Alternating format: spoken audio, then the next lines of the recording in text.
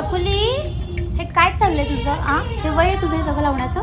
पहिला अभ्यासाला जाऊन बस जा, चल. कॉलेजमध्ये शिकायला जातेस का नाटकी करायला जातेस?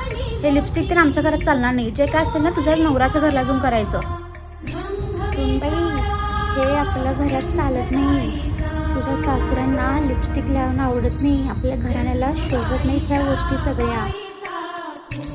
यार मम्मी, तू लिपस्टिक लावत बसलेस. मला टिफिन रेडी कर, मला कॉलेज जायला लेट होतं आणि पप्पा किती वेळ झाला ओरडत आहे तुला. आणि हे काय तू लिपस्टिक लावत बसलेस? पटकन चल.